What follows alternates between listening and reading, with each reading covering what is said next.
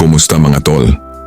Sa nalalapit na FIBA 3-on-3 World Cup, handang ipakita ng Gilas Pilipinas Women ang tapang at galing ng atletang Pinay sa world stage. Sa pamumuno ng mga veteranong manlalaro tulad nina Afril Bernardino, Cassie De La Rosa, Mika Cacho at Tantoy Ferrer, buo ang kumpiyansa ng koponan na makipagsabayan sa pinakamalalakas na bansa sa mundo. Hindi naging madali ang kanilang paglalakbay. Dumaan sila sa matitinding qualifiers at matinding ensayo upang masigurong handa sila sa mabilis at pisikal na laro ng 3-on-3 basketball.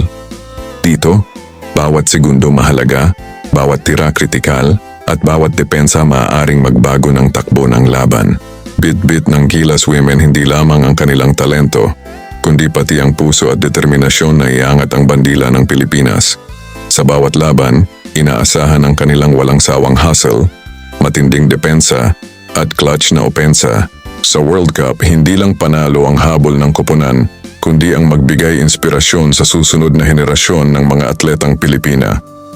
Ipinapakita nila na sa sipag, disiplina, at paniniwala sa sarili, kayang makipagsabayan ng Pilipinas sa kahit sinong kalaban. Kaya tutok na at suportahan natin ang Gilas Pilipinas Women sa kanilang laban sa FIBA 3-on-3 World Cup. Laban Pilipinas.